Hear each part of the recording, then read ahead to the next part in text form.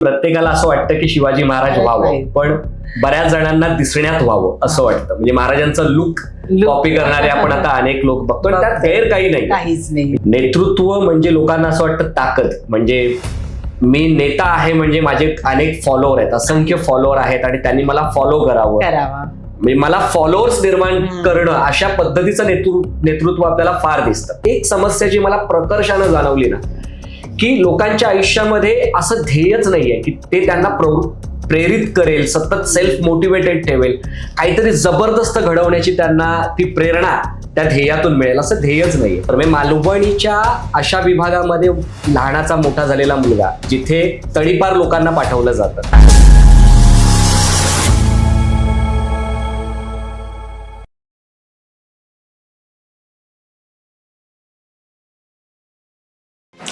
नमस्कार, मी Vaishnavi Kadam. Business talk Marathi या खास मराठी पॉडकास्टमध्ये तुमच्या सगळ्यांचं पुन्हा एकदा स्वागत आहे. आज आपल्यासोबत असे एक व्यक्तिमत्व आहे ज्यांनी शब्दातून नेतृत्व निर्माण केलं, समस्यांना संधी बनवलं आणि लाखो लोकांच्या आयुष्याला दिशा दिली. आयलीड ट्रेनिंग आणि कन्सल्टिंगचे director, NLP practitioner, life and business coach, मला शिवाजी व्हायचंय या विचारांचा प्रसार करणारे 2 लाखाहून अधिक लोकांचे मार्गदर्शक श्री विनोद अनंत मेस्त्री सर. सर नमस्कार. बिझनेस टॉक मराठीमध्ये तुमचं स्वागत आहे. आज तुम्ही गेस्ट म्हणून लाभलायत, हे खरं तर आमचं भाग्यच आहे. शिवाजी महाराजांच्या विचारांचे कोणीतरी व्यक्ती आमच्या प्लॅटफॉर्मवर आलेत, हे आमचं नशीब. खरं तर मला शिवाजी व्हायचंय हे खरं तर तुमचं खूप सुप्रसिद्ध पुस्तक आहे आणि त्यासाठी तुम्ही बरीच व्याख्याने केली आहेत. जवळजवळ 1500 पेक्षा जास्त व्याख्याने तुम्ही महाराष्ट्रभर केली आहात. तर त्याबद्दल काय सांगाल? हा विचार कसा सुचला? हा विचार सुचला हे म्हणावं खरं तर 2001 मध्ये श्री क्लासेस नावाची एक संस्था आम्ही घाटला चेंबूर या विभागामध्ये सुरू केली होती आणि ती प्रचंड वाढली. म्हणजे पहिल्या 4 ते 5 वर्षांमध्येच आम्ही जवळपास टॉप 5 क्लासेसमध्ये गणले जायला लागलो. इतकं जबरदस्त यश आम्ही क्लासेसमध्ये बघितलंय. पण हे सगळं करताना आम्ही अनेक उपक्रम मुलांसाठी राबवत होतो. म्हणजे पुस्तकांच्या पलीकडे त्यांना काय आपल्याला ज्ञान देता येईल, नेतृत्व गुण जे म्हणतो ते कसं विकसित करता येईल, असे अनेक उपक्रम आम्ही राबवायचो. आणि त्यातलाच एक उपक्रम एकदा आम्ही क्लासेसच्या विद्यार्थ्यांवर राबवला होता, तो म्हणजे वादविवाद स्पर्धा. आणि ही स्पर्धा 12वीच्या मुलांची चालू होती आणि 2 गट वेगवेगळे होते जे 2 बाजू मांडणार होते एखाद्या मुद्द्याची. आणि एक मुद्दा असा दिला होता की महत्वाकांक्षा चांगली की वाईट. तर महत्वाकांक्षा चांगली या एका ग्रुपने छत्रपती शिवाजी महाराजांचं उदाहरण घेतलं की ते किती महत्वाकांक्षी होते, त्यामुळे त्यांनी इतकं मोठं स्वप्न पाहिलं आणि एक स्वराज्य स्थापन केलं. आणि हा वादविवाद मस्त रंगायला लागला. आणि त्याच वेळेला अपोजिट ग्रुपचा जो मुलगा होता तो म्हणाला की नाही, शिवाजी महाराजांनी चुकीचा मार्ग निवडला, ते त्यांनी लुटपाट केली, ते दरोडेखोर होते. आणि मी शॉक झालो. म्हणजे हे सगळं म्हणणारा तो मुलगा मराठी होता, पण त्याचं शिक्षण हे कॉन्व्हेंटमध्ये झालेलं असल्यामुळे आणि कदाचित त्याला इतिहासाचा चांगला शिक्षक न मिळाल्यामुळे हे झालं. आणि मी शॉक झालो की अरे हा असं कसं म्हणू शकतो. आणि मग मला असं वाटायला लागलं, ज्या माणसाने आपलं अखंड आयुष्य, म्हणजे महाराजांचं एक वर्णन केलं जातं की एक संन्यासी ज्याने लाखो लोकांचा संसार केला, आणि अशी व्यक्ती जिने असं काही घडवलंय जी आजही आपल्यासाठी प्रेरणा आहे, पण भविष्यातल्या या पिढ्यांमधून ही प्रेरणा हळूहळू कमी होईल का किंवा निघून जाईल का? तर खरंच हे खूप शॉकिंग होतं. आणि मी विचार केला की अरे मला पण 4थीच्या पुस्तकाबाहेरचे महाराज माहीतच नाहीयेत, किंवा एखाद दुसरं कोणतं पुस्तक वाचलं असेल त्या पलीकडचे महाराज माहीत नाहीयेत. तर आपण अभ्यास केला पाहिजे असा विचार मी सुरू केला. आणि मग त्यावेळेला अगदी झपाटल्यासारखं जे काही मला मिळेल महाराजांचं, जितकी पुस्तकं वाचता आली, त्या कादंबऱ्या असतील, ते रेफरन्स बुक्स असतील, मी वाचायला सुरुवात केली. त्याच्याशी कनेक्टेड जितके काही महान मोठी माणसं होती त्यांना भेटायला सुरुवात केली, त्यांच्याशी चर्चा करायला सुरुवात केली. आणि हळूहळू असं झालं की असं वाटायला लागलं की माझ्या आयुष्यात काही घडतंय तर इथे महाराज असते तर त्यांनी हे कसं केलं असतं, हा विचार यायला लागला. आणि माझ्या आयुष्यातल्या अनेक समस्यांवर किंवा अनेक निर्णयांवर मी काम करायला सुरुवात केली. महाराज माझे, आपण नकळतपणे म्हणू शकतो, मार्गदर्शक बनले. आणि मग तोच विचार मी बोललो, मी हे जे 2 ओळीतलं पुस्तक वाचायला सुरुवात केले तर हे कुठेतरी लोकांपर्यंत पोहोचायला हवं. बरंच काही असं मला कळायला लागलं होतं की बाबा ह्या गोष्टी अशा आहेत, ही अशी काही नेतृत्व कौशल्य आहेत, असे काही गुण आहेत, असे काही मॅनेजमेंट स्किल्स आहेत ज्या आपण लोकांपर्यंत पोहोचवू शकतो. बरोबर. आणि 2009 मध्ये पहिल्यांदा मला शिवाजी व्हायचंय या नावाने हा कार्यक्रम सुरू केला. बरं, आता शिवाजी हे नाव एकेरी का? ते बरेच जण यावर खूप वाद घालतात की अरे हे असं नाही झालं पाहिजे, शिवाजी नाव एकेरी का घेतो? तर मी आधी विचार केला की हे नाव मला छत्रपती शिवाजी महाराज व्हायचंय, असं असू शकतं का? बरोबर. पण मी विचार केला की नाही, म्हणजे छत्रपती शिवाजी महाराज होणं हे तुमच्या आमच्या कुणाच्याच ऐपतीला जमणारं नाही. नाहीये. आपण शिवाजी हे एक व्यक्तिमत्वाचं नेतृत्व करणारं नाव आहे. बरोबर. शिवाजी हे एक प्रकारचं नेतृत्व गुण, मॅनेजमेंट स्किल्स, सॉफ्ट स्किल्स याचं नेतृत्व करणारं नाव आहे. बरोबर. तर मला ते व्हायचंय, मला ते व्यक्तिमत्व व्हायचंय. छत्रपती शिवाजी महाराज होणं माझी ऐपत नाहीये, पण हा मला त्यांचे काही गुण जर घेता आले आणि माझ्या आयुष्यात प्रगती साधता आली तर ती मला करायची आहे. आणि त्या आशयाचा हा कार्यक्रम पहिला आला आणि त्यानंतर अनेक ठिकाणी ही व्याख्यानं व्हायला लागली. 2012 मध्ये संजय गोविलकर म्हणून ज्यांनी कसाबला जिवंत पकडला, ही जी टीम होती त्यात राष्ट्रपती पदक त्यांना मिळालेलं आहे, त्या ऑफिसर्स पैकी ते एक होते. तर ते आमच्या खूप परिचयाचे आणि आमच्या मोठ्या भावासारखे, आणि त्यांना नेहमी वाटायचं की विनोदमध्ये काहीतरी गुण आहेत, काहीतरी कॅलिबर आहे, तो करू शकतो. तर ते म्हणाले की विनोद, तुझी व्याख्यानं ऐकायला फार वेगळा क्राऊड असतो, म्हणजे व्याख्यानाचा क्राऊड वेगळा आहे, नाटकांचा क्राऊड वेगळा आहे, एक असा क्राऊड आहे जो पुस्तकच वाचतो, तर त्यांच्यासाठी तू ते पुस्तकामध्ये करू शकतोस का? आणि मग 2012 मध्ये मला शिवाजी व्हायचं या पुस्तकाचा जन्म झाला आणि आतापर्यंत 5 आवृत्ती त्याच्या आलेल्या आहेत. व्याख्यानं 27 जिल्ह्यांमध्ये 1500हून अधिक ठिकाणी, शहरांमध्ये, गावांमध्ये ही व्याख्यानं होऊ शकलेली आहेत. म्हणजे जो एक विचार कुठेतरी माझ्या मनात आला होता की अरे महाराज मला कसे मॅक्झिमम लोकांपर्यंत पोहोचवता येतील, तर आज कुठेतरी ते मला असं वाटतंय की त्याच्या वाटचालीला सुरुवात झाली मुळात. म्हणजे माझ्या अनेक व्याख्यानांना, माझ्या युट्यूब चॅनलला 45 लाखाहून अधिक व्ह्यूज आहेत, पण तरीही मला असं वाटतं ही सुरुवात आहे आणि यापेक्षा जास्तीत जास्त लोकांपर्यंत, जास्तीत जास्त देशांपर्यंत मला महाराजांचे विचार पोहोचवायचे. बरोबर. आज प्रत्येकाला शिवाजी महाराज व्हायचंय सर. म्हणायला हे इझी आहे, परंतु खरंच हे शक्य आहे का? खूपच इंटरेस्टिंग प्रश्न आहे. कारण सिरियसली प्रत्येकाला असं वाटतं की शिवाजी महाराज व्हावं, पण बऱ्याच जणांना दिसण्यात व्हावं असं वाटतं. म्हणजे महाराजांचा लुक कॉपी करणारे आपण आता अनेक लोक बघतो, त्यात गैर काही नाही, काहीच नाही. म्हणजे अगदीच कुठल्या तरी हिरोचा लुक वगैरे कॉपी करण्यापेक्षा हे आपले हिरो आहेत, तर त्यांचा लुक कॉपी करणं काहीच हरकत नाहीये. पण जेव्हा मी तो लुक घेतो, महाराजांचं ते मी एक रूप माझ्यामध्ये आणतोय, तो प्रयत्न करतोय आणण्याचा, तर त्याच वेळेला जबाबदारी पण येते की त्या रूपाबरोबर त्यांचं नाव जपणं हे माझं कर्तव्य आहे. आणि अनेक लोक फक्त त्यांच्या दिसण्याला कॉपी करण्याचा प्रयत्न करतात. तर मला असं वाटतं की ते करायचंच आहे आपल्याला. म्हणजे छत्रपती शिवाजी महाराज ही डोक्यावर घेण्याचा विषय नाहीच आहे मुळात, तो डोक्यात घेण्याचा विषय आहे. म्हणजे त्यांचे विचार मी किती अवलंबतोय, त्यांच्या नेतृत्व गुणांवर मी किती काम करतोय, त्यांच्या सारखं होण्याचा मी किती प्रयत्न करतोय व्यक्तिमत्वाच्या दृष्टीने, हे जास्त महत्वाचं आहे. आणि मला असं वाटतं की आजच्या तरुणांनी ते घेतलं पाहिजे की मी महाराजांपेक्षा सारखं दिसण्यापेक्षा मी त्यांच्यासारखं होऊ कसा शकतो, त्यांचे किती गुण मी घेऊ शकतो, त्यांचे विचार मी किती आत्मसात करू शकतो आणि त्याने माझ्या आयुष्यात किती प्रगती साधू शकतो, यात खरा महाराजांचा जय जयकार आहे. म्हणजे जेव्हा एखादा सामान्य माणूस छत्रपती शिवाजी महाराज की जय म्हणतो, सगळं म्हणतो, त्याच्यामध्ये तो अभिमान आहे, पण त्यात महाराजांचा इतिहास किंवा महाराजांची ताकद लोकांना दिसत नाही. पण एखादा यशस्वी माणूस जेव्हा म्हणतो, ज्याने त्याच्या आयुष्यामध्ये ते यश गाठलेलं आहे, तो त्या उंचीवर पोहोचला, आणि तो जेव्हा म्हणतो की हे छत्रपती शिवाजी महाराजांच्या विचारांमुळे झालेलं आहे, त्यांची विचारसरणी मी माझ्या आयुष्यात अंगीकारली, त्याचा अवलंब केला, त्यावर मी काम केलं आणि मी आज हे यश गाठू शकलोय, तेव्हा ऍक्च्युअल मध्ये, तेव्हा खऱ्या अर्थानं छत्रपती शिवाजी महाराजांचा जय जयकार होणार आहे. तर मला असं वाटतं आपण त्यांचं रूपच अवलंबण्यापेक्षा त्यांचे विचार अवलंबले पाहिजे. बरोबर. आणि प्रत्येकाला वाटतंय शिवाजी महाराज व्हायचे, तर शिवाजी महाराज व्हायचंय तर ह्या सगळ्या गोष्टी होणं गरजेचं आहे. बरोबर. अगदी खरंय. नेतृत्व म्हणजे पद की जबाबदारी, काय सांगाल याबद्दल? नेतृत्व म्हणजे लोकांना असं वाटतं ताकद, म्हणजे मी नेता आहे म्हणजे माझे अनेक फॉलोअर आहेत, असंख्य फॉलोअर आहेत आणि त्यांनी मला फॉलो करावं, म्हणजे मला फॉलोअर्स निर्माण करणं, अशा पद्धतीचं नेतृत्व आपल्याला फार दिसतं. म्हणजे राजकारणामध्ये असेल, तर बऱ्याच ठिकाणी असेल, लोकांना फॉलोअर हवेत.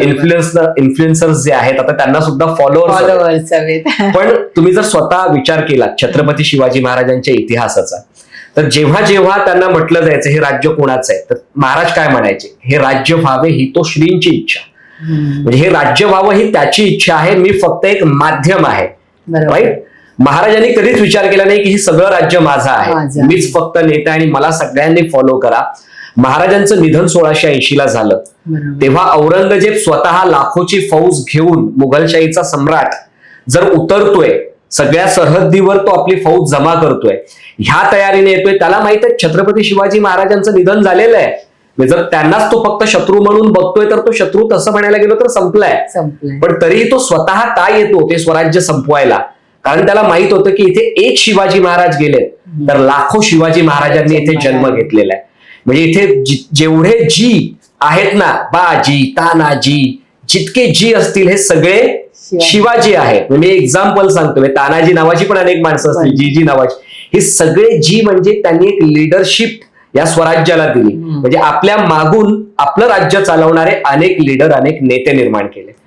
त्यामुळे ह्या गोष्टीला काय म्हणतात, leader is not who create the followers, leader is one who create the leaders. म्हणजे आपल्याला नेतृत्व निर्माण करता आलं पाहिजे. माझ्यासारखा दुसरा कोणीच नाही, यात जर मी गोष्टीमध्ये अडकून राहिलो तर मी कधीच माझ्यासारखे अनेक लोक तयार करणार नाही आणि मग माझं कार्य आणखी जास्तीत जास्त लोकांपर्यंत पोहोचू शकणार नाही. त्यामुळे मला असं वाटतं नेतृत्व ही एक जबाबदारी आहे आपल्यासारखी असंख्य माणसं निर्माण करण्याची, आणि ती जबाबदारी आपण पाळली पाहिजे. बरोबर. 2 लाखापेक्षा जास्त लोकांना तुम्ही आतापर्यंत ट्रेन केलंय, राईट. तर काय कॉमन प्रॉब्लेम तुम्हाला ह्या सगळ्यांमध्ये जाणवला? कॉमन प्रॉब्लेम जर असं म्हणायला गेलो ना तर अनेक लोकांशी आमची चर्चा होत असते. तर 2 लाख लोकांसमोर तर आम्ही असं गेलोय आणि आम्ही व्याख्यानांच्या माध्यमातून, समुपदेशनाच्या माध्यमातून, कोचिंगच्या माध्यमातून आम्ही त्यांना कनेक्ट झालेलो आहोत. पण असे अनेक लोक आहेत जे आम्हाला भेटतात किंवा आमच्याशी चर्चा करतात, ऑनलाईन ऑफलाईन.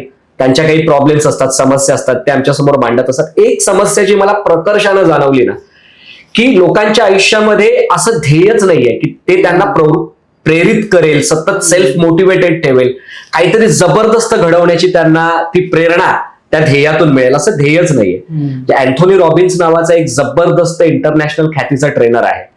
तो एक गोष्ट खूप सुंदर म्हणतो. तो म्हणतो की या जगात आळशी कोणीच नसतं. लोकांना प्रेरित करणारी ध्येय नसतात त्यांच्या आयुष्यामध्ये. कोणीच आळशी नसतो. म्हणजे आपण असं म्हणतो ना, यार 5 वाजता उठायचं आणि मला व्यायाम करायचा आहे, योग करायचा आहे, मेडिटेशन करायचं आहे, आणि मग सकाळी 5 वाजले की असं वाटतं की नाही, आज का, उद्या करतो, उद्या नको, परवा करतो, चला नवीन वर्ष आलं तेव्हा करतो, चला मराठी नवीन वर्षात करतो. हे का होतं? ही चालढकल का होते? कारण ध्येयच नाहीये. हे का करायचं? मी रोज उठून व्यायाम करावं तर का करावा, मेडिटेशन करावं तर का करावं, मी माझ्या स्वतःच्या स्किल्स डेव्हलप करण्यावर काम करावं तर का करावं? तर लोकांचा जो सगळ्यात कॉमन प्रॉब्लेम जो मला मॅक्झिमम आढळला, त्यांच्या आयुष्यात प्रेरित करणारी ध्येय नाहीये. म्हणजे आपलं घर कसं चालेल, मला हा महिना मला कसा चालवता येईल, त्यासाठी मला काय काम करता येईल, ते पैसे मला कसे आणता येतील, तेवढं कसं भागवता येईल, आणि फायर फायटिंग असते ना, आग लागली की विझवायची, या पलीकडे काहीच नाही. मी हे जग सोडून जाण्याआधी कोणत्या 100 गोष्टी मी केल्या पाहिजे, त्याची जर मी यादी काढू शकलो, ज्याला बकेट लिस्ट म्हणतात, आणि ती यादी जेव्हा आपण काढतो तेव्हा आपल्याला कळतं की नाही, माझं आयुष्य फार छोटं आहे. अदरवाईज आपल्याला वाटतं अजून खूप वर्ष उरलेत आयुष्याची, पण ती यादी काढल्यावर कळतं आयुष्य छोटं आहे. पण ही इतकी सगळी मोठी स्वप्न प्रेरित करणारी त्यांच्या आयुष्यामध्ये नसल्यामुळे ते चालढकल करत राहतात आणि मग त्यांच्या आयुष्यामध्ये काही वेगळं असं घडत नसतं. तर हा एक कॉमन प्रॉब्लेम मला असं वाटतो की जो राहिलेला आहे. तर लोकांनी त्यांच्या आयुष्यातला का शोधावा, ती स्वप्न ठरवावीत की जी स्वप्न पूर्ण केल्याशिवाय मी मरणार नाही. आणि चला, यदा कदाचित आपण मेलो त्याच्या आधी तरी आपल्याला वर तर कोण विचारायला येणार नाहीये, तू इतकी मोठी यादी दाखवलीस आणि अर्धीच करून गेलायस. पण ती यादी आपल्याला सतत प्रेरित करते, आपल्याला नेहमीच ती ऑन द टोस ठेवते, यार आपल्याला काहीतरी करायचंय, घडवायचंय. मोटिवेशनसाठी ते मोटिवेशन आपल्याला, आपण आतून मोटिवेटेड होत असतो आणि ती गोष्ट आपण करत असतो. बरोबर. तर ती एक गोष्ट मला लाईफला पण आपल्या एक दिशा मिळते, असं वाटतं की एक वे सापडतो की आपल्याला ह्या वेने जायचंय, हे करायचं बाकी आहे, आता हे झालंय, हे राहिलंय, हे करण्यासाठी प्रत्येक मिनिटाला, प्रत्येक क्षणाला एक अर्थ प्राप्त होतो की हा क्षण मला का जगायचा आणि तो कसा जगायचा. तर ते मला वाटतं त्यांनी शोधलं पाहिजे. आणखी एक एक्झाम्पल झालं तर पावनखिंडीतली लढाई, ज्यामध्ये 300 लोक 5000 लोकांशी लढतात 8 ते 10 तास. हे काम सोपं होतं का? तर मुळात नव्हतं. किंवा ते अशक्यप्राय वाटतं की अरे 300 लोक 5000 लोकांशी कसे लढू शकतात 8 ते 10 तास. यावर माझा तर व्हिडिओज आहे आणि याच्यावर माझी अनेक व्याख्यानं महाराष्ट्रभर झालेली आहेत. आमचा त्यावर कार्यक्रम आहे पूर्ण फ्रीझीच्या प्रेझेंटेशन मध्ये आपण ते कम्प्लीट प्लॅनिंग दाखवतो की 300 लोक 5,000शी कसे लढले. पण हे का लढले, म्हणजे अगदी त्यांच्या आयुष्यात जर तुम्ही पाहिलं की ती जी लढाई झाली त्या लढाईच्या मागचं ध्येय काय होतं, तर महाराजांना दिलेलं वचन की तुम्ही विशालगडावर पोहोचा, तोफांचे 5 बार द्या, हे 5 बार जोवर ऐकायला येत नाहीत, एकही मावळा या खिंडीतून हटणार नाही, एकही गनिम या खिंडीपार जाणार नाही, हे एक वचन. त्यांचं सगळं लढण्यामागचं, ते लढून इतके जखमी आहेत तरी उठतायत, लढतायत, बाजीप्रभूंना गोळी लागून सुद्धा, इतक्या जखमा होऊन सुद्धा ते उठतायत, लढतायत, यामागचं कारण काय आहे, तर तोफांचे 5 बार. कारण त्यांचा का स्पष्ट होता, मला का लढायचंय, तर तोफांचे 5 बार ऐकायला येईपर्यंत लढायचंय. ते आले ऐकायला तर माझे राजे गडावर पोहोचलेले असतील, त्यांचा जीव वाचला म्हणजे 1 लाखांचा पोशिंदा जगला पाहिजे, लाख मेले तरी चालतील, ही जी भावना होती तो का त्यांचा स्पष्ट होता, म्हणून ते लढू शकले. हा का आहे ना, मला अनेक लोकांचं स्पष्ट दिसत नाही आणि त्यामुळे ते गोंधळलेले असतात. त्यांच्या आयुष्याच्या प्रत्येक अंगामध्ये गोंधळच असतो. तर ते व्हायला हवं. मला असं वाटतं लोकांनी स्वप्न पाहायला शिकलं पाहिजे आणि आउट ऑफ द बॉक्स स्वप्न पाहायला शिकलं पाहिजे. बरोबर. खरं तर तुमच्याबद्दल खूप आहे सांगण्यासारखं. म्हणजे वेळ कमी पडेल. पोलीस ट्रेनिंग पण केली आहे तुम्ही, बरोबर, आणि आय थिंक 17,000पेक्षा जास्त पोलीस ट्रेनिंग आतापर्यंत केली आहे. राईट. तर हे करता करता तुमचा स्वतःचा दृष्टिकोन कसा बदलला? आमची गंमत म्हणजे आमच्या ट्रेनिंग मधली आमचा सगळ्यात पहिला जो प्रोजेक्ट होता ट्रेनिंगचा, दॅट वॉज पोलीस ट्रेनिंग. आणि साऊथ रिजन, जिथे डॉक्टर व्यंकटेशम सर, आता ते रिटायर्ड झालेले आहेत, पण ते त्यावेळेला तिकडचे ऍडिशनल सीपी होते. आणि संजय गोविलकर सर, जे अगेन मी म्हणालो आमच्या मोठ्या भावासारखे आहेत, आणि ते पोलीस मध्ये असल्यामुळे 26/11चा हल्ला जेव्हा झाला, आधी पोलिसांकडे बघण्याचा दृष्टिकोन आमच्या सगळ्यांचाच वेगळा होता आणि तुमचा आमचा सगळ्यांचाच. हे फक्त अरेरावी करण्यासाठी असतात किंवा ते सामान्य माणसाला दाबून ठेवतात किंवा काय. पण जेव्हा 26/11चं युद्ध झालं, ते जे एवढं सगळं हे झालं, त्यामध्ये जेव्हा 3 दिवस सतत हे पोलीस अधिकारी, आपली आर्मी जे काही करत होती, NSG कमांडोज असतील किंवा काय, आम्ही ते जेव्हा ते सगळं बघत होतो दादांच्या नजरेतून सुद्धा, आम्ही एकदम जवळचा माणूस आमचा तिकडे गेला, त्यांना गोळी लागले संजय गोविलकरांना, आपल्या जवळच्या माणसाला जेव्हा हे असं काही होतं तेव्हा आपण कनेक्ट होतो त्या युद्धाशी जास्त. यार पोलिसांचं काम सोपं नाहीये, मग त्यांच्यासाठी आपण काही करू शकतो का, हा विचार पहिला संजय गोविलकरांनी आणला. आणि मी स्वतः शिक्षक असल्यामुळे किंवा आमची पूर्ण टीम शिक्षक असल्यामुळे, आमचे क्लासेस आधीपासूनच चालू होते जसं मी सांगितलं, आम्ही विचार केला की आपण काही ट्रेनिंग प्रोग्राम डेव्हलप करू शकतो का. तर आम्ही 5-6 जणांची टीम करून एक ट्रेनिंग प्रोग्राम डेव्हलप केला आणि 385 पोलिसांना, कॉन्स्टेबल पासून ऑफिसर्स पर्यंत, म्हणजे PI पर्यंत, पोलीस इन्स्पेक्टर पर्यंत, अशा 385 पोलिसांना ट्रेन करणं, इथून ती सुरुवात होती.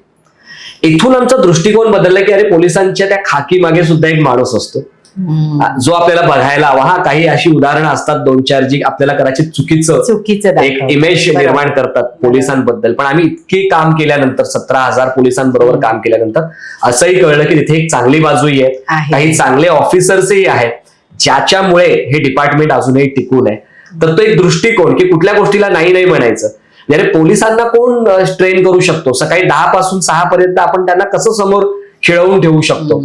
कठीण काम आहे, पण ते आलंय ना, आता करायचंय, काहीतरी एक वेगळा सेगमेंट आपल्यासाठी ओपन होईल. म्हणजे आपण शिक्षक या पदातून बाहेर येऊन आणखी ट्रेनर, प्रशिक्षक होऊ शकतो, हे आपल्याला कळेल. आणि त्यावेळेला आम्ही ते हो म्हणणं हे शिकलो. आणि मग तिथून कधीही असे कोणतेही चॅलेंजिंग टास्क आले त्याला आम्ही नाही म्हणालो नाही. म्हणजे आमचं आयुष्य तिथे बदललं की नाही म्हणायचं नाही, अपॉर्च्युनिटी आली, स्वतःची लायकी क्रिएट करायची आणि त्या संधीला भिडायचं, हे आम्हाला कळलं. आणि मला वाटतं तो एक टर्निंग पॉइंट होता पोलीस ट्रेनिंगच्या बाबतीत आमच्या आयुष्यातला.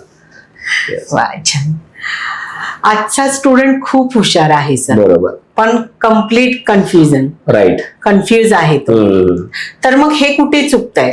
राईट. सिस्टम, माइंडसेट, सोसायटी, काय चुकतंय, काय सांगाल? सिस्टीम आणि सोसायटी याबद्दल तर मी बोलणार नाही, कारण ते बदलतच राहणार आहेत. ते काय आधी होते तसेच नाहीये, बरोबर आहे.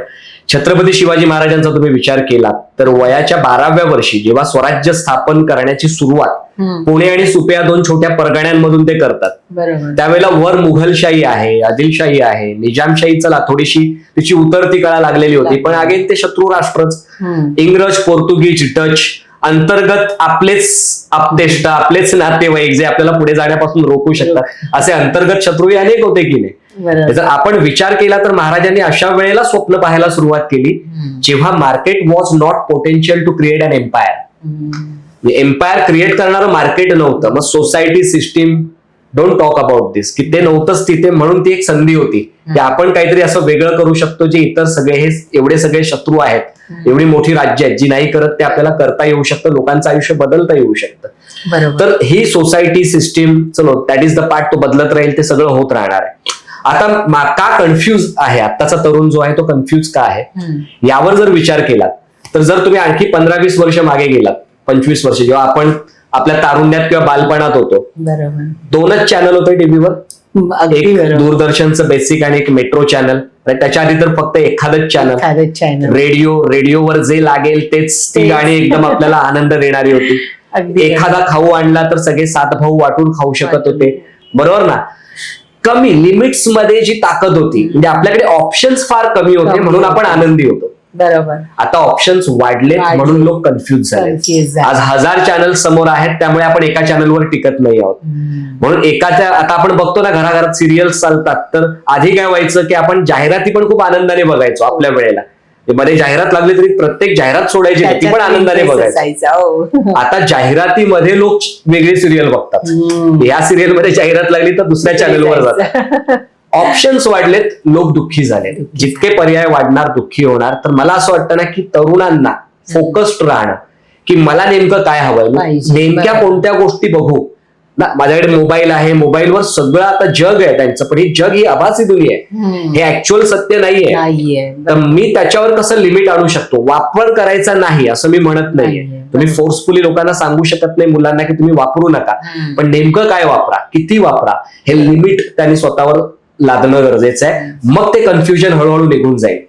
ती क्लॅरिटी नाही म्हणून कन्फ्युजन आहे. बरोबर. ही क्लॅरिटी त्यांना मिळणं, त्यांना देणं, आणि ही जबाबदारी ऍक्च्युअल आपल्या मोठ्यांची आहे. ही क्लॅरिटी त्यांना नेमकं त्यांनी काय केलं पाहिजे, नेमकं कोणत्या लिमिट्स त्यांनी स्वतःभोवती आखल्या पाहिजेत हे सांगणं ही आपली जबाबदारी आहे, आणि त्यासाठी ती पाळणं पण आपली जबाबदारी आहे.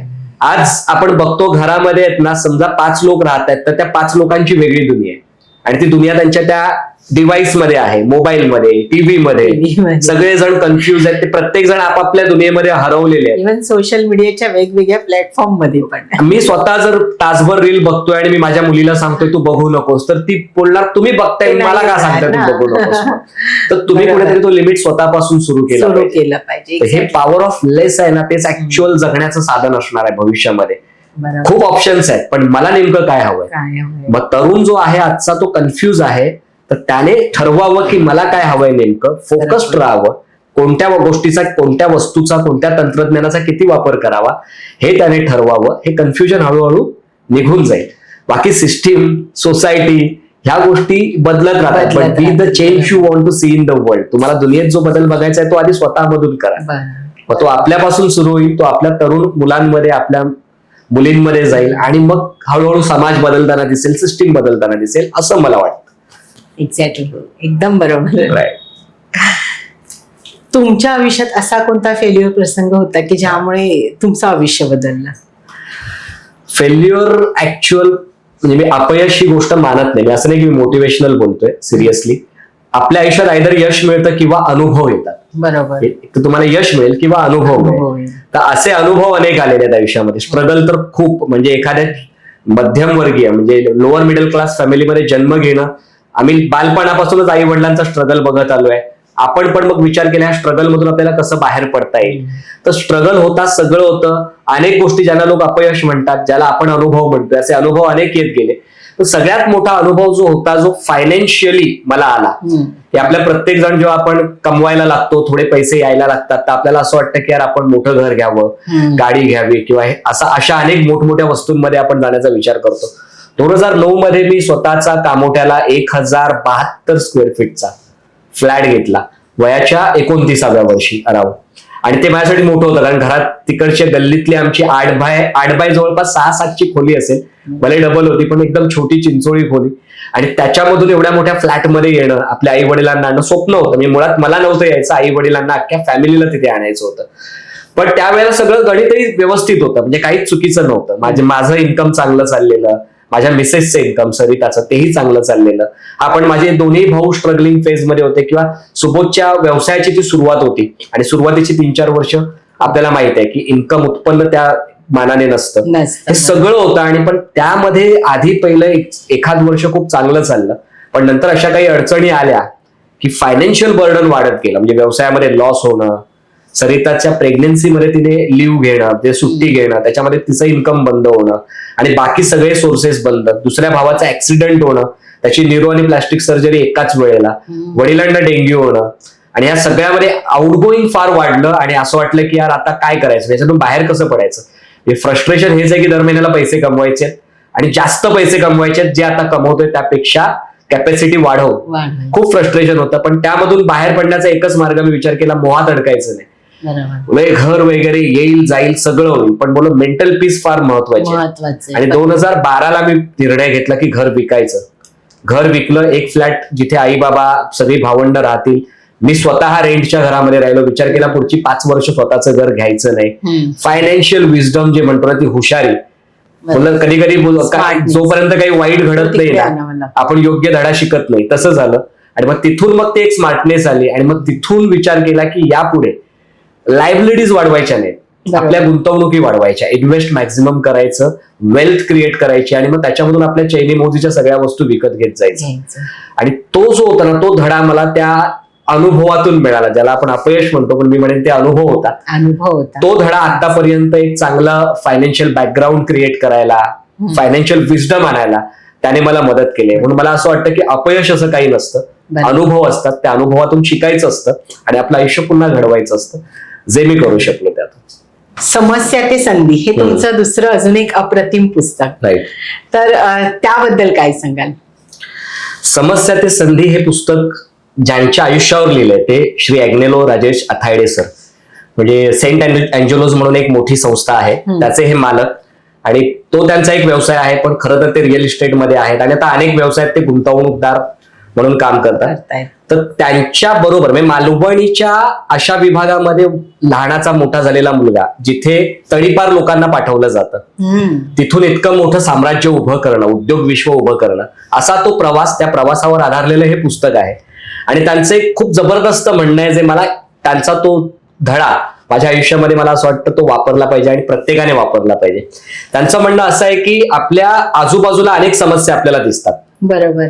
अनेक समस्या, म्हणजे रस्ते खराब आहे, इन्फ्रास्ट्रक्चर नाहीये, अनेक गोष्टींची सोय नाहीये, लोकांच्या बेसिक गरजा बऱ्याचदा पूर्ण होताना दिसत नाहीयेत, काही ठिकाणी शिक्षणाची कमी आहे, अनेक गरजा अशा आहेत ज्या पूर्ण होत नाहीत, ज्या समस्या आपल्या आजूबाजूला दिसत आहेत. पण जर उद्योजकीय अँगलने पाहिलं तर ही प्रत्येक समस्या ही संधी आहे. प्रत्येक समस्या ही जवळपास 100 कोटींचा व्यवसाय आहे. बरोबर. त्याला त्या अँगलने आपल्याला बघता आलं पाहिजे. जर त्या समस्या आपण हेरल्या, ती गरज आपण हेरली, त्या गरजेवर जर आपण काम केलं आणि त्या पद्धतीचे प्रॉडक्ट्स आणि सर्व्हिसेस आपण तयार केले, तर अल्टिमेटली ती मोठी संधी आपल्या आयुष्यामधली होऊ शकते. मग समस्या आपल्या आयुष्यात अनेक येत असतात, त्यांच्यावर काम केलं, त्यांच्यामधून आरपार केलो तर आपल्याला संधी दिसते आणि ती संधी आपल्याला आयुष्यात पुढे जायला मदत करते.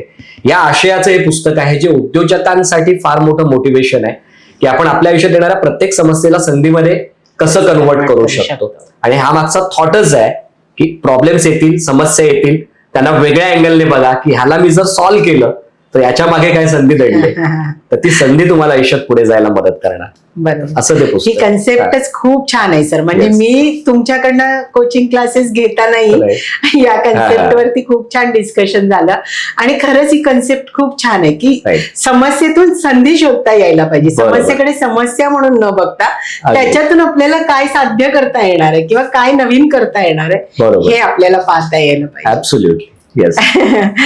सोशल मीडियावरती मोटिवेशन खूप आहे सर. राईट. आपल्या सगळ्यांनाच माहिती आहे. बरोबर. पण ट्रान्सफॉर्मेशन दिसत नाही.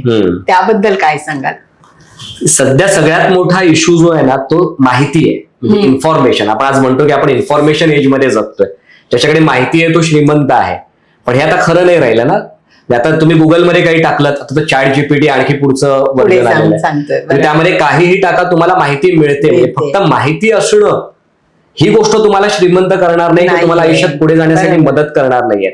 हे मोटिवेशनल व्हिडिओज आणि अनेक गोष्टी ज्या युट्यूबवर मोटिवेशन असं भरभरून पडलंय, ते वाचून कदाचित किंवा ते बघून ते पाहून लोक इन्स्पायर होतात, पण ते इन्स्पिरेशन काही मिनिटांपुरतं, काही तासांपुरतं किंवा काही दिवसांपुरतंच मर्यादित राहतं. त्याच्या पुढे पुन्हा जैसे थे असं आयुष्य सुरू होतं. तर मला असं वाटतं ना, मोटिवेशन हा शब्दच फसवाय मुळात. There is nothing called motivation in your life. Motivation असं काही नसतं.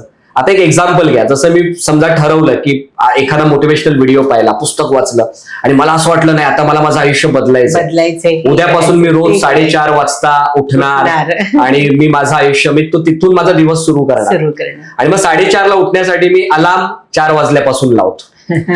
मग 4 वाजल्यापासून 10-10 मिनिटाची स्नूज 3 वेळा लावायचे. मग ते आपलं एक समज असते की चला ती एक झोप माझी पूर्ण करून मी 4:30 उठेन.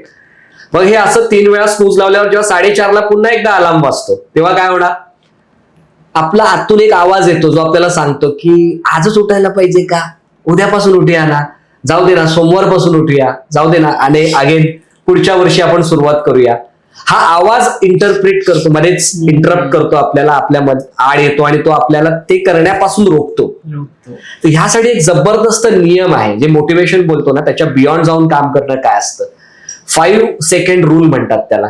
हे काय होतं ना की आपण जी गोष्ट ठरवली की आता आपल्याला करायची आणि ती योग्य आहे, ती तुमचं आयुष्य बदलायला तुम्हाला मदत करणार आहे, बरोबर, तर ती गोष्ट जेव्हा करायची ठरवले 5 सेकंदाच्या आत ती करा. कारण 5 सेकंदानंतर तुमचं सुप्त मन, तुमचा आतला आवाज म्हणजे काय आहे, तुमची जडणघडण जे आतापर्यंत तुमच्या आत गेलंय लहानपणापासून, तेच विचार तुमच्या त्या आवाजाच्या थ्रू तुमच्याशी बोलत असतात. आणि ते विचार म्हणजे सत्य नाहीये ना, तो आवाज म्हणजे सत्य नाहीये. जर तुम्ही 5 सेकंदाच्या वर वेळ लावलात तर तो आवाज इंटरफेअर करायला सुरुवात करतो, तो मध्यस्थी करायला लागतो आणि तो सांगतो तुम्ही हे का करू नये. बरोबर. तर 5 सेकंदाच्या आत ती गोष्ट करायला घेणं हे खरं मोटिवेशन आहे. अलार्म वाजला, एकतर 4:30 उठायचंय, 4:30 अलार्म लावायचा. जसा अलार्म वाजायला लागेल 5 सेकंदाच्या आत तो बंद करा, उठून बसा आणि लागा कामाला. उत्साहाने बोला हा दिवस माझा आहे आणि मला भिडायचं या दिवसाला, मला बेस्ट काहीतरी घडवायचं या दिवसामध्ये, आणि करा सुरुवात. That is motivation. नाहीतर तुम्ही मोटिवेशनवर अवलंबून राहिलात तर तात्पुरते चार्ज व्हाल, पण तुमचं आयुष्य बदलायला ते मोटिवेशन मदत करत नाही. तुम्हाला त्या आवाजाच्या पलीकडे जाऊन काम करणं, हा 5 सेकंड रूल जर तुम्ही तुमच्या आयुष्यामध्ये व्यवस्थित वापरलात तर मला नाही वाटत कुठल्या मोटिवेशनची आपल्याला गरज पडणार आहे आयुष्यामध्ये. So that is it. म्हणून मला असं वाटतं ट्रान्सफॉर्मेशन का नाहीये सोशल मीडियावर, तर हे सगळं बघायचं, ऐकायचं, ज्ञान मिळवायचं, पण ते वापरायचंच नाही, इम्प्लिमेंटच करायचं नाही. आणि इम्प्लिमेंट करायला गेलो तर मग अगेन तो तुमचा आतला आवाज तुम्हाला सांगतो आत्ताच का करायचं, उद्या करूया, चाल ढकल करायला लागतात लोक आणि त्यांच्या आयुष्यामध्ये ट्रान्सफॉर्मेशन होत नाही. म्हणून मला असं वाटतं त्याच्या पलीकडे जाऊन आपण काम केलं पाहिजे, आपल्या आवाजा पलीकडे जाऊन आपण कृती केली म्हणजे आपण, मी स्वतःही बऱ्याचदा असा अनुभव घेते की एखादा मोटिवेशन लेक्चर ऐकते, एवढ्या मोठ्या हॉलमध्ये एवढ्या लोकांसोबत तो लेक्चर ऐकून फार अगदी उत्स्फूर्त होतो आपण, नाही आता हे सगळं करायचंच, पण तिथून घरी येण्यापर्यंतच इतक्या वेळामध्ये ते सगळं माइंड निघून जातं, म्हणजे ती गोष्ट इम्प्लिमेंट होतच नाहीच होत. म्हणून अगेन अंमलबजावणीला महत्व आहे. 10 गोष्टी शिकलात तर त्यातल्या 2 वापरल्यात जरी तरी तुमचं आयुष्य थोडं बदललेलं असतं ना. मी 10 गोष्टी शिकेन आणि एकही नाही वापरणार तर तुमच्या आयुष्यामध्ये कधीच फरक पडणार नाही. त्यामुळे इम्प्लिमेंटेशन करणं गरजेचं आहे, तर ट्रान्सफॉर्मेशन येतं. नुसतंच ते सगळं बघून आपल्याला ट्रान्सफॉर्मेशन आपल्या आयुष्यामध्ये कधीच येणार नाही. आणि ह्यासाठी तुमचा 5 सेकंड रूल. Yes, absolutely. तो माझा असा नाहीये, अनेक दिग्गजांनी शोधलेला 5 सेकंड त्याच्यामुळे आम्हाला तरी तेच माहिती. Yes, great. शिवाजी महाराजांची अशी एक व्हॅल्यू सांगा सर, जी आजच्या बिझनेस ओनर्सला पुढे नेण्यासाठी मदत करेल. शिवाजी महाराजांची अशी एक व्हॅल्यू जर आपण विचार केला तर स्वप्न, म्हणजे विजन का महत्वाचं आहे. म्हणजे आपण बरेच जण आपण स्वप्न म्हणजे विजन ठरवलं पाहिजे, आपल्या आयुष्याची स्वप्न काही असली पाहिजेत. हा अगदी चावून चोथा झालेला विषय आहे. लोकांना वाटतं नाही हे फक्त ऐकण्यासाठी किंवा बोलण्यासाठी मस्त वाटतं, पण तुम्ही सिरियसली विचार केलात महाराजांच्या आयुष्यामध्ये सगळं काही सरळ चाललं नाहीये. अनेक चढ उतार त्यांच्या आयुष्यामध्ये आलेले आहेत. जसं आपल्या कोर्समध्ये पण आपण तो ग्राफ महाराजांच्या आयुष्याचा पाहिला की ज्यामध्ये अनेक चढ उतार त्यांच्या आयुष्यामध्ये आले, पण त्या प्रत्येक उतारानंतरचा जो चढ आहे तो मोठा होता प्रत्येक. हा का झाला? म्हणजे महाराजांच्या आयुष्यात इतक्या सगळ्या घटना घडल्यावरही ते का मागे नाही फिरले. म्हणजे पुरंदरचा तह, ज्यामध्ये आपलं जे राज्य 23 वर्षामध्ये 35 किल्ले त्या स्वराज्यामध्ये जोडणं, 5 लक्षहून वसुलीचा प्रदेश, बरोबर आहे. इतकंच एवढं ते छोटेखानी राज्य एक निर्माण केलं. पुरंदरच्या तहामध्ये 80% राज्य आपल्या हातातून निसटून जाते. 23 किल्ले बादशाला द्यायचे आहेत आपल्याला. 5 लक्षहून वसुलीच्या प्रदेशापैकी 4 लक्षहून वसुलीचा प्रदेश बादशाला द्यायचा आहे. स्वतःला राजा म्हणवायचं नाही, तुम्ही 50,000 मनसबदार असणार आहात. इतकं सगळं आपण बोलतो ना, जे एवढं 23 वर्षामध्ये जे आपण मिळवलंय एका झटक्यामध्ये निघून जाणं फारच डिफिकल्ट गोष्ट आहे याच्यामधून सावरणं लोकांना. पण त्यातूनही 5 वर्ष शांत राहून, मुळात ती शांतता नाहीये, त्याला सर्व्हायव्हल टू थ्राईव्ह ही स्ट्रॅटेजी म्हणतात. म्हणजे सर्व्हाइव्ह करणं, रिव्हाइव्ह करणं आणि थ्राईव्ह करणं. जे आता आहे, जे वाचलंय त्याला कसं, जे आपल्या हातात आलंय ते कसं वाचवायचं. ते सगळं गेलं ते गेलं, आता त्याच्यावर आपण रडत बसायचं नाहीये. जे हातात उरलंय ते वाचवायचं कसं, ती माणसं, तो प्रदेश, ती शस्त्र, हे कसं वाचवायचं, लोकांचा आत्मविश्वास कसा वाचवायचा, ताकद कशी वाढवायची, त्याला रिव्हायव्हल म्हणतात. आणि त्यानंतर सगळं जेव्हा होतं, आपली ताकद वाढते, ही सगळी जेव्हा ताकद वाढते तेव्हा पुन्हा मोहिमा सुरू करून थ्राईव्ह कसं करायचं, उत्कर्ष कसा साधायचा, हे महाराजांनी दाखवून दिलंय ना. मला असं वाटतं प्रत्येक उद्योजकांनी महाराजांकडून हेच शिकलं पाहिजे की आपल्या आयुष्यामध्ये डाऊनफॉल येणार, उद्योग म्हटलं तर समस्या येणार आहेत, अनेक अडचणी येतील, असं वाटेल की यार संपलं सगळं. पण त्यामध्ये सुद्धा सर्व्हाइव्ह, रिव्हाइव्ह आणि थ्राईव्ह या स्ट्रॅटेजीवर काम करून आपण कसा कमबॅक करू शकतो. तुमचा कमबॅक इतका जबरदस्त असला पाहिजे ना, की त्याच्यावर माझ्या काही कवितांच्या ओळी आहेत की जिस वक्त खत्म हुए हम सोच के राख में ढूंढने आते हो तुम, जिस वक्त खत्म हुए हम सोच के राख में ढूंढने आते हो तुम, न मिले वहां तो परेशान हो जाते हो तुम. उस वक्त एक बार नजर उठा के आसमान जरूर देखना, उस वक्त एक बार नजर उठा के आसमान जरूर देखना, उसकी ऊंचाइयों में नजर आएंगे हम, बेशक भरोसा रखना, बेशक भरोसा. म्हणजे कितीही आपल्याला असं वाटलं ना की नियतीने आपल्याला पाडलंय, आपल्याला दुप्पट आवेशानं उठता आलं पाहिजे. ही मला वाटतं ही एक शिकवण जर महाराजांकडून आपण घेऊ शकलो. स्वप्न स्पष्ट पाहिजे, आणि मग ते स्वप्न जोपर्यंत पूर्ण होत नाही, गड येतील जातील, प्रदेश येतील जातील, लोक येतील जातील, पण जोपर्यंत स्वप्न पूर्ण होत नाहीये मी थांबणार नाहीये, ही एक गोष्ट आपल्याला कळली पाहिजे. हे सह्याद्री फार्मर्स प्रोड्युसर्स म्हणून एक कंपनी आहे, ज्याचे Vilas Shinde sir founder member आहेत आणि ते चेअरमन आहेत त्या कंपनीचे. तर अनेकांना आम्ही तिकडे घेऊन जातो, म्हणजे त्यांच्या सह्याद्री फार्म मध्ये. आम्ही म्हणतो की जर तुम्हाला स्वराज्याचं रेप्लिकेशन बघायचं असेल आजचं, की स्वराज्य कसं असेल, तर तुम्ही सह्याद्रीला भेट द्या. नाशिकच्या मोहाडीच्या डोंगरावर 110 एकर मध्ये पसरलेलं सह्याद्री फार्म्स, जे तुम्ही तिकडे गेल्यावर तुमचे डोळे दिपून जातात की एक मराठी माणूस काय उभं करू शकतो त्याच्या आयुष्यामध्ये. तर महाराज 350 वर्षांपूर्वी महाराजांनी काय केलं असेल, जे आज मला समोर पाहता येते, ते सह्याद्री फार्म आहे. तर त्यांच्याकडे आम्ही घेऊन जातो अनेक उद्योजकांना. आता आम्ही एकदा घेऊन गेलो होतो आणि इंटरॅक्शन चालू होतं, तर त्यांना त्यांच्या पण आयुष्यामध्ये अशा अनेक अडचणी आल्या ज्याच्यामधून त्यांनी कमबॅक केलाय. तर त्यांना हाच प्रश्न आम्ही विचारला की सर कसं, म्हणजे तुम्ही अशा सिच्युएशन मध्ये आलात की सोडून देऊया आता सगळं आणि आता नोकरी करूया, किंवा खूपच डिफिकल्ट सिच्युएशन याच्यातून मी कधी बाहेर येईल असंही वाटणार नाही लोकांना, पण तुम्ही कसं केलं ते सगळं. तर ते एक खूप मस्त गोष्ट म्हणाले, जी या निमित्ताने मला सांगावीशी वाटते. ते म्हणाले की विनोद, लोक आहेत ना मटेरियलिस्टिक थिंग मध्ये किंवा त्या वस्तूंमध्ये आपलं स्वप्न बघतात, किंवा त्यांना असं वाटतं की माझं ऑफिस गेलं म्हणजे सगळं संपलं, माझ्याकडचा पैसा गेला म्हणजे माझं संपलं, माझ्याकडची काही माणसं निघून गेली म्हणजे माझं संपलं. तुमचं यश हे त्या मटेरियलिस्टिक थिंग्स मध्ये नाहीच आहे. म्हणजे हे येणार जाणार तुमच्या आयुष्यामध्ये, पण तुमचं स्वप्न क्लिअर आहे ना, तुम्हाला माहिती आहे मला कुठपर्यंत पोहोचायचं आणि तिथे अजून मी पोहोचलेलो नाहीये, तर हे टेम्पररी सेटबॅक्स आहेत, मला याच्यातून बाहेर पडता येऊ शकतंय. ही एक गोष्ट आपण जाणली पाहिजे, जी छत्रपती शिवाजी महाराजांनी पण केली, जे विलास शिंदे सर जे त्यांचे स्ट्रॉंग फॉलोअर आहेत ते सुद्धा त्यांच्या आयुष्यामध्ये करतायत. प्रत्येक उद्योजकाने ते केलं पाहिजे की माघार घ्यायची नाही, जोपर्यंत स्वप्न पूर्ण होत नाहीये, अडचणी येत राहतील, त्यातून उठायचं आणि भिडायचं, आयुष्याला स्वप्नांचा मागोवा घेत राहायचं. हे आपल्याला जमलं पाहिजे असं मला वाटतं. हे खूप छान सांगितलंय सर तुम्ही. म्हणजे आज मी तर म्हणेन की सगळे गिफ्टच आहे तुमच्याकडनं आम्हाला हे सगळं. म्हणजे आणि या गोष्टीचा खरंच म्हणजे मी जेव्हा तुमच्या कोचिंग मध्ये ही गोष्ट हा पॉइंट शिकले, तेव्हा खरं सांगायचं तर या प्लॅटफॉर्म वरती सांगते की मीही खूप खाली आले सर. आय डोंट नो का, काही चुका माझ्याही असतील, काही चुका कुठून अजूनही असतील, मीही खूप खाली आले. पण जेव्हा मी हे ऐकलं तुमच्याकडून कोचिंग मध्ये, राईट, आणि तेव्हा एका नव्या उमेदीने उभी राहिली. बरोबर. कोणी नको असू दे, पण मला मात्र तिकडे जायचंच आहे. Great great. महाराजांनी पण तर एवढे किल्ले जिंकून हरले आणि परत वर चढले ना तेवढ्याच बरोबर. उमेदीने. अगदी. तसंच मलाही जायचंय आणि तोच आणि मी विचार घेऊन तुमच्या सगळ्या परत वर- प्रेक्षकांना मला सांगायला आवडेल की वैष्णवीताई हे करणार आहेत, कारण सिरियसली येस, त्यांच्यामध्ये ती म्हणजे त्यांना मी जेव्हा पाहिलंय कोर्सच्या आधी जेव्हा त्या भेटल्या होत्या, थोडं ते एक टेन्शन होतं की काय करायचं, कसं जाणार पुढे. हो. पण आता मी जर त्यांचं बघतोय ना, म्हणजे तुम्ही ज्या पद्धतीने चालला Yes, आहात, yes, तुम्ही जी पावलं उचलताय, नक्कीच तुम्हाला यश मिळणार. आणि हे म्हणजे तुमच्या समोर नाही सर, मी कोणालाही कधी हे सांगेन की हे फक्त तुमच्यामुळे झालंय, नाही, असं- कारण मी हे तिकडे ऐकलं. महाराजांची आणि कृपा आपल्यावर आहे आणि तीच कृपा आम्ही आहे. ट्रान्सफॉर्म करू शकतोय. खरंच आम्हालाच आनंद आहे त्या Yes, गोष्टीचा.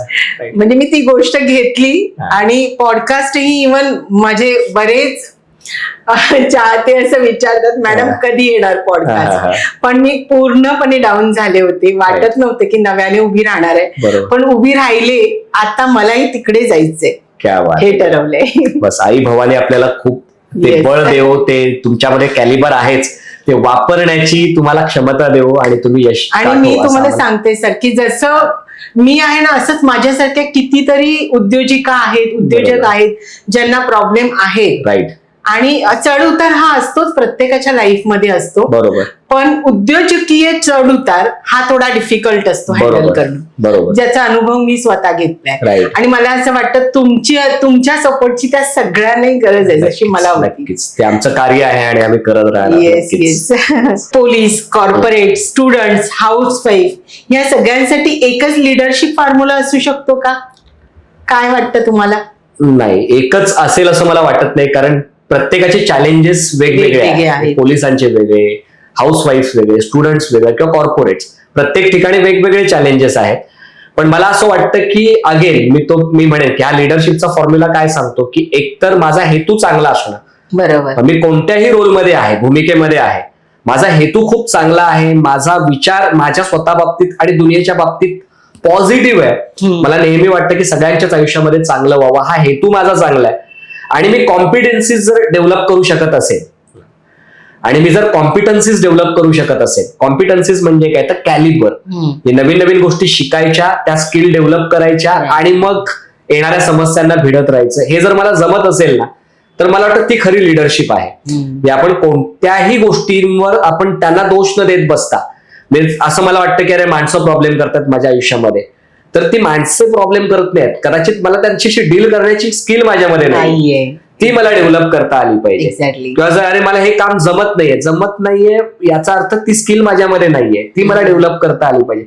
तर हे सगळं मी जर करू शकलो, हेतू स्पष्ट ठेवला आणि मी स्वतःला जर लायक बनवत गेलो ना, तर अल्टिमेटली मला माहित आहे की मला हवं ते यश मी मिळवू शकणार. मला कोणाच्या पोचपावतीची गरज नाहीये. तर हा एक लिडरशिपचा फॉर्म्युला सगळ्यांसाठी होऊ शकतो. सगळ्यांसाठी. मग तो हाऊसवाईफ साठी पण होऊ शकतो. हेतू चांगला ठेवा, तुम्ही जे काम करताय ते अगदी मनापासून करा. मला घर सांभाळायचं आहे, पण ते पण तुम्ही किती क्रिएटिव्हली, किती मनापासून सांभाळताय, बरोबर. राईट, ते महत्वाचं आहे. आणि मग त्यासाठी जे चॅलेंजेस येतात, ज्याने फ्रस्ट्रेशन वाढतं, त्यावर तुम्ही कसं काम करणार. सिमिलर स्टुडंटसाठी, तसंच कॉर्पोरेट मधल्या प्रत्येक पदावरच्या माणसासाठी आणि तसंच पोलिसांसाठी, सगळ्यांनी मला वाटतं याच गोष्टीवर काम करावं. हेतू चांगला ठेवा आणि कॉम्पिटन्सीज डेव्हलप करा, कॅलिबर डेव्हलप करा. येस. व्हॉट्सअपचा पहिला लाईफ स्किल कोर्स तुम्ही घेऊन आलात सर. बरोबर. पहिला खरं म्हणजे. राईट. तर हा जेव्हा कोर्स आणला तेव्हा मार्केटमध्ये कसा रिस्पॉन्स होता तुम्हाला? लोकांना वाटलं की हे सक्सेस होईल? म्हणजे लोकांना काय वाटेल ना यावर आपलं कुठलीच गोष्ट आधारित ठेवायची नाही. त्यांना काय वाटेल म्हणून काही करायचं किंवा नाही करायचं या विचारात कधीच राहायचं नाही. मी ती 4 माणसं आहेत ना, लहानपणापासून शोधतोय, ज्यांच्याबद्दल माझी आई मला नेहमी सांगायची की यार तू असं वागलास तर ते 4 लोक काय म्हणतील. म्हणजे सिरियसली मला अजूनपर्यंत ते 4 लोक भेटलेच नाहीयेत. असे कोणी 4 माणसं नाहीच आहेत की जी सतत आपल्याबद्दल विचार करत असतात. प्रत्येकाला स्वतःचे प्रॉब्लेम्स आहेत. सगळ्यात पहिलं तर मी जे करतोय ती आयडिया खरोखरच लोकांच्या आयुष्यामध्ये कॉन्ट्रीब्युट करेल का, आणि खरोखरच लोकांच्या आयुष्यात बदल होईल का, माझ्या आणि इतरांच्या आयुष्यात बदल आणण्याची ती ताकद त्या आयडियामध्ये आहे का, हे पहिलं बघायचं असतं. मग व्हॉट्सअपवर काहीतरी एखादा लाईफ स्किलचा कोर्स चालेल ही संकल्पनाच मुळात नव्हती. आणि हे कोविडच्या आधी 1 वर्ष झाले, 2018 मध्ये, जेव्हा व्हॉट्सअपवर एक त्याचं नाव मला आठवत नाहीये, ज्याने तो आर्टिकल्स लिहायचा सोशल मीडियावर आणि त्याने असं केलं की एक सबस्क्रिप्शन काढलं की मी 365 दिवस 365 आर्टिकल्स व्हॉट्सअपवर रोज एक प्रमाणे पोस्ट करणार आणि त्याची ही फी असेल. तर महेश चव्हाण म्हणून माझ्या आयुष्यातला अनेक जी काही अमूल्य माणसं आहेत त्यांच्यापैकी एक, तोही माझा भाऊच म्हणजे भावासारखाच, आणि तो खूप आता प्रसिद्ध आहे, जो फायनान्शियल गुंतवणूक क्षेत्रामध्ये तो जबरदस्त मोठं नाव आहे. तर तो मला म्हणाला की दादा तुझ्याकडे एवढे जबरदस्त आयडियाज आहेत, तू असं काही का करत नाहीयेस. तर मी विचार केला की आपण असा एखादा लाईफ स्किल कोर्स आपण आणू शकतो का. तो कोर्स मग त्याचं शूट करण्यापासून म्हणजे 40 दिवसांचा कोर्स म्हणजे 40 व्हिडिओज आले, त्याच्यावर 40 आर्टिकल्स आले. डिफिकल्ट काम होतं, पण मी आणि समीर पडवळ जो आमच्या कोर टीमचा हिस्सा आहे, तर त्याने आम्ही मिळून ठरवलं की आपण हे करूया सध्या. मग आमची सगळी टीम त्यामध्ये इन्व्हॉल्व्ह झाली आणि आम्ही ते व्हिडिओ शूट केले 40. शूट झाल्यानंतर विचार केला आता हे जबरदस्त बनलंय, आता आपण करू शकतो. पब्लिश करायला सुरुवात केली. व्हॉट्सअपचा ग्रुप बनवून त्यामध्ये लोकांना ऍड करायचं आणि रोज एक व्हिडिओ आणि आर्टिकल याप्रमाणे 40 दिवसामध्ये 40 गोष्टी करायच्या. हे असं ठरलं आणि विचार केल्याला काय रिस्पॉन्स येईल, याच्या आधी हे कधी घडलंच नव्हतं असं काही. 250 ऍडमिशन्स काही झाले त्यावेळेला. म्हणजे पहिलाच जो आमची बॅच होती 250ची बॅच आमची भरली. इतके लोक होते ज्यांचा विश्वास होता की हे काहीतरी आणतील तर चांगलंच असेल आणि त्याने काही ना काही आमच्या आयुष्यामध्ये फरक पडला. या विश्वासाने तो 250चा झाला आणि त्याच्यानंतर कोविड आलं आणि त्याच्या कोविडच्या दरम्यान 14 बॅचेस आमच्या झाल्या या व्हॉट्सअप लाईफ स्किल कोर्सच्या. पहिला लाईफ स्किल कोर्स भारतातला आणणं हा मान जो आहे तो आयलीडला जातो आणि सिरियसली तो घ्यायला हवा, कारण त्याच्यानंतर अनेकांनी ते केलं, ते प्रयत्न केले, पण तितकंसं यश त्यांना मिळालं नाही. पहिली आयडिया जी फ्रेश असते तीच असते आणि त्यावर ते यश मिळालं. त्यामुळे लोक काय म्हणतील यापेक्षा लोकांच्या आयुष्यात काय फरक पडेल ह्या विचाराने जर आपण गेलो ना तर नक्कीच आपल्याला यश मिळू शकतं. लोक त्याच गोष्टींना सपोर्ट करणार ज्याने त्यांच्या आयुष्यामध्ये काहीतरी फरक पडणार आहे. आणि मग ते आम्हाला मिळालं आणि तो आम्हाला सक्सेस या व्हॉट्सअप लाईफ स्किल कोर्स मध्ये मिळाला. माझ्या नशिबातच नाही बरोबर असं म्हणणारे बरेच मिळतात. राईट. त्यांना तुम्ही थेट काय उत्तर द्या. याला उत्तर मी नाही कृष्ण देईल. श्रीकृष्णाने अर्जुनाला भगवद्गीता जी सांगितली त्याच्या 18व्या अध्यायातला 14वा श्लोक जो हे सांगतोय की नशिबावर अवलंबून राहणाऱ्या लोकांसाठी काय असू शकतं उत्तर. तो श्लोक असा आहे, अधिष्ठानम च तथा करता करणम च पृथक विधम विविधाश्च पृथक चेष्टा दैवम चैवत्र पंचमम. याचा अर्थ असा होतो की श्रीकृष्ण अर्जुनाला सांगतोय जर तुला तुझ्या आयुष्यामध्ये यशस्वी व्हायचंय, म्हणजे आपण पण सगळे अर्जुनच आहोत असं समजूया, आणि श्रीकृष्ण आपल्याला सांगतोय की जर तुम्हाला तुमच्या आयुष्यात यशस्वी व्हायचंय तर 5 गोष्टींवर काम केलं पाहिजे. त्यातली पहिली गोष्ट असते अधिष्ठानम. अधिष्ठान म्हणजे सध्या तुम्ही कुठे उभे आहात, बरोबर, सध्या तुमच्याकडे काय आहे आणि कोणत्या गोष्टीची कमी तुमच्याकडे आहे. मग ते तुमचे गुण असतील, रिसोर्सेस असतील, काय रिसोर्सेस तुमच्याकडे अवेलेबल आहेत, कोणत्या गोष्टींची तुम्हाला कमतरता भासते, कोणते गुण तुमच्यामध्ये कमी पडतात, कोणता दृष्टिकोन तुमच्यामध्ये कमी पडतोय, याचा शोध घेणं याला अधिष्ठान शोधणं म्हणतात. मग अधिष्ठानम च तथा करता म्हणजे ऍक्शन ओरिएंटेड, डुअर. म्हणजे माझ्या आयुष्यामध्ये जो बदल आणायचा आहे तो आणायला दुसरा कोणी येणार नाहीये, तो मला स्वतःलाच आणायचा आहे. माझं आयुष्य हे मलाच बदलायचंय, मला जे काही करायचंय ते त्याची जे इनिशिएटिव्ह आहे ते मलाच घ्यायचंय. त्यामुळे as a doer, action oriented म्हणून, करता म्हणून मी ती प्रत्येक गोष्ट करायला तयार आहे का जी माझ्या वाट्याला येणार आहे. त्या सगळ्या ते नॉलेज मिळवणं, त्या स्किल स्वतःमध्ये डेव्हलप करणं, कौशल्य डेव्हलप करणं आणि स्वतःला कॉम्पिटंट बनवणं, स्वतःचं कॅरेक्टर आणि कॉम्पिटन्सी अशी बिल्ड करणं की जी मला माझ्या आयुष्यात जे हवंय ते प्राप्त करायला मदत करेल, हा करता. हा दुसरा तो ऍटिट्यूड माझ्यामध्ये आहे का. तिसरं करणमच पृथक विधम.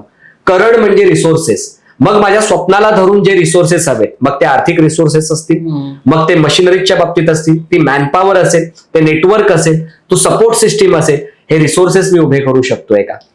आणि त्यानंतर चौथी गोष्ट आहे ते विविधाश्च पृथक चेष्टा. चेष्टा म्हणजे प्रयत्न, विविधाश्च पृथक चेष्टा. वेगवेगळे प्रयत्न करायला मी तयार आहे का. म्हणजे माझा प्लान ए वर्क करत नाही तर बी आहे, सी आहे, झेड पर्यंत अनेक ऑप्शन्स आहेत, पण मी थांबत नाहीये. जोपर्यंत मला जी गोष्ट हवे मी माझा मार्ग बदलेन, चांगला मार्ग मी अगेन म्हणेन, पण मला तिथपर्यंत पोहोचायचे, ती गोष्ट मला साध्य करायची आहे. विविधाश्च पृथक चेष्टा म्हणजे माझं अधिष्ठान मी शोधलं, करता म्हणून मी माझ्या कॉम्पिटन्सीज डेव्हलप केलेल्या आहेत, मी जे मिळेल ते करायला तयार आहे, समोर पडेल ते करायला तयार आहे. त्यानंतर करण म्हणजे रिसोर्सेस मी जमा करू शकलो, त्यानंतर विविध प्रयत्न करायला मी तयार आहे, मी कुठेच हार मानत नाहीये. तर 5वी गोष्ट तुमच्या वाट्याला येते दैव. दैव म्हणजे नशीब. मग तुम्ही जेव्हा नशिबाला दोष देता त्याच्या आधी या 4 गोष्टींवर काम केलं का, हा प्रश्न आधी स्वतःला विचारा. बरोबर. मग जर त्या 4 गोष्टींवर काम तुम्ही केलं नाही तर नशीब तुमच्या बाजूने काय येणार, राईट. मग महाराजांना पण नशीबवान राजा म्हटलं जातं. अनेक गोष्टी त्यांच्या बाबतीत घडल्या, अनेक वेळा नशिबानं साथ त्यांना दिली, पण ते नशीब असंच वाटायला आलं नाही. 4 गोष्टींवर त्यांनी काम केलं म्हणून ते झालं.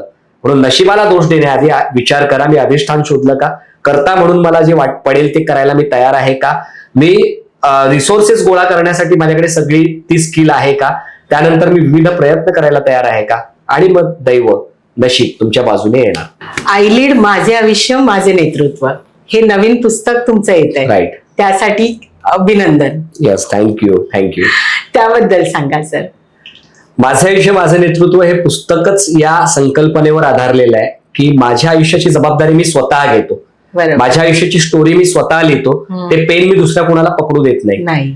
मग बऱ्याचदा तेच मी जसं म्हणालो की लोकांच्या आयुष्यामध्ये का नसतो, आणि जरी का असेल तर तो प्राप्त करण्यासाठी सिस्टीम्स नसतात, मार्ग नसतो, प्लॅन नसतो. तर हा का शोधण्यासाठी मदत करणारा आणि त्या सगळ्या सिस्टीम्स डेव्हलप करण्यासाठी मदत करणारं हे एक असं पुस्तक आहे की जे लोक फक्त वाचणार नाहीत तर ते वाचताना स्वतः भरणार. म्हणजे जो वाचक आहे तोच सहलेखक होणार, तोच त्याच्या आयुष्याची स्टोरी लिहत जाणार, आणि संपूर्ण पुस्तकाच्या अंती त्याला कळेल की आता मला माझं आयुष्य कसं जगायचंय याची क्लॅरिटी मला मिळालेली आहे, स्पष्टता मला मिळालेली आहे.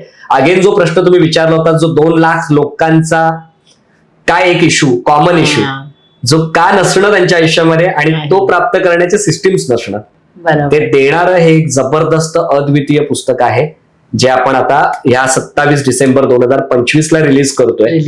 आणि ते खरंच लोकांच्या आयुष्यामध्ये फरक आणेल, कारण तो 3 वर्ष आमचं ड्रीम प्रोजेक्ट आहे. 3 वर्ष आम्ही त्या पुस्तकावर काम करतोय आणि ते आता पूर्णत्वाला आलेलं आहे. अवेलेबल होणार आहे सर सगळ्यांसाठी? ते सगळीकडे अमेझॉन, फ्लिपकार्ट पासून सगळीकडे अवेलेबल होईल. आपले अनेक जिथे व्याख्यान असतील तिथेही ती उपलब्ध असतील. छत्रपती शिवाजी महाराज जर आज असते तर आज काय एक चेंज केला असता त्यांनी समाजात? एक विचार चेंज केला असता लोकांचा की तुम्हाला जर तुमच्या आयुष्यात आजूबाजूला जे काही वाईट घडतंय, चुकीचं घडतंय, तुमच्या स्वतःच्या आयुष्यात जे काही चुकीचं घडतंय ते बदलण्यासाठी छत्रपती शिवाजी महाराजांवर अवलंबून राहू नका. त्याची जबाबदारी तुम्ही स्वतः घ्या, तुम्ही स्वतः इनिशिएटिव्ह घ्या. तुमचं आयुष्य बदलायला दुसरं कोणीही येणार नाहीये, तुम्हाला ती जबाबदारी घेता आली पाहिजे. जर खरंच भारताला महासत्ता व्हायचं आहे ना तर नेतृत्व ही एक जबाबदारी आहे. मग ते नेतृत्व म्हणजे 1000, 1 लाख, 10 लाख लोकांना लीड करणं नाहीये बाहेर जाऊन. स्वतःच्या आयुष्याची जबाबदारी घेणं हे सुद्धा एक नेतृत्व आहे आणि ते आपण प्रत्येकानं केलं पाहिजे. स्वच्छता, शिस्त आणि राष्ट्रप्रेम या 3 गोष्टी आपण प्रत्येकानं पाळलं पाहिजे. मला वाटतं हा एक विचार महाराज प्रत्येकाला देतील की माझ्यावर अवलंबून राहू नका, तुमच्यातले शिवाजी जागे करा, तुमच्यातलं ते व्यक्तिमत्व जागा करा आणि तुमचं आयुष्य बदला. बरोबर. आपल्याला प्रत्येकाला वाटतंय की मला शिवाजी महाराज व्हायचंय, तर शिवाजी महाराज हे सांगतायत. राईट. Yes, absolute. एक रॅपिड फायर सर. हो. सक्सेस की पीस? सक्सेस विथ पीस मला असं वाटतं. डिसिप्लिन की passion? Disciplined passion. Shivaji Maharaj एका शब्दात? त्रिकालबाधित प्रेरणा. फेअर की फेल्युअर, काय जास्त डेंजरस? फिअर. 1 हॅबिट जे आयुष्य बदलते? सुरुवात करा. जे काही तुम्हाला हवंय, जे तुम्हाला वाटतं तुमच्या आयुष्यात बदलायचंय, सुरुवात करा. येस. शेवटचा प्रश्न. खरं तर प्रश्न संपत नाही तुमच्या सोबतचे. तरी सगळ्या उद्योजकांना एक मार्गदर्शन करायचं झालं तर काय सांगाल सर? सर्व उद्योजकांना जर एक मार्गदर्शन करायचं झालं कॉमन, तर मला असं वाटतं की अगेन तुम्ही जे प्रॉडक्ट किंवा सर्व्हिस घेऊन उतरलाय ती प्रॉडक्ट किंवा सर्व्हिस लोकांची गरज आहे का नेमकी, आणि ती किती वर्ष आणखी राहणार आहे याचा शोध घ्या. कारण प्रत्येक प्रॉडक्टची एक लाईफ सायकल असते, प्रत्येक सर्व्हिसची एक लाईफ सायकल असते. ती संपली की ते प्रॉडक्ट आउट ऑफ मार्केट होणार आहे. तर तुम्ही तो एक शोध घ्या. तुमचं प्रॉडक्ट किंवा तुमची सर्व्हिस यावर तुमचं प्रेम किती आहे, याच्या पलीकडे जाऊन ती लोकांची गरज आहे का आणि ती किती काळ टिकेल. आणि लोकांच्या गरजेवर जर काम केलं, जसं स्वराज्य ही लोकांची गरज होती म्हणून महाराजांनंतर पण 27 वर्ष प्रजा लढत होती हे स्वराज्य वाचवायला, तर तुमचं प्रॉडक्ट आणि तुमची सर्व्हिस सुद्धा लोकांची गरज असेल तर ते तुम्हाला सपोर्ट करतील. तर लोकांच्या गरजेवर काम करा. आपल्याला नुसतं आवडतंय म्हणून त्या प्रॉडक्ट किंवा सर्व्हिसेसना मार्केटमध्ये इंट्रोड्यूस करू नका. मला वाटतं हा एक धडा मी उद्योजकांसाठी इथे सांगू शकतो. Yes thank you so much sir. Yes, नक्कीच खूप छान नक्कीच झाला हा मलाही संवाद. खूप आवडलं. आणि मला असं वाटतं की सगळ्या उद्योजकांनी हा पाहावा, सगळ्यांसाठी युजफुल आहे. येस येस नक्कीच thank you so much. Thank you so much. तुम्ही पण मला बोलवलं आणि ही संधी दिलीत तुमच्या ऑडियन्स पर्यंत पोहोचण्याची. येस, खूप खूप आभार. आणि आपल्या सगळ्यांना सुद्धा जय शिवराय, जय महाराष्ट्र, जय हिंद. तर मित्रांनो, कसा वाटला आजचा पॉडकास्ट? झाला ना फार भारी? अशीच नवीन नवीन माहिती मिळवण्यासाठी आणि असेच रंजक पॉडकास्ट पाहण्यासाठी बिझनेस टॉक मराठीला सबस्क्राईब करायला विसरू नका. व्हिडिओला लाईक करा, शेअर करा. आजच्या पॉडकास्ट मधून एक गोष्ट मात्र नक्की कळाली, नेतृत्व हे बाहेरचं नाही, तर ते आधी स्वतःच्या आयुष्यावर घडवायचं असतं. तर बिझनेस टॉक मराठी तुमच्या आमच्यासाठी, यशस्वी उद्योजकांसाठी.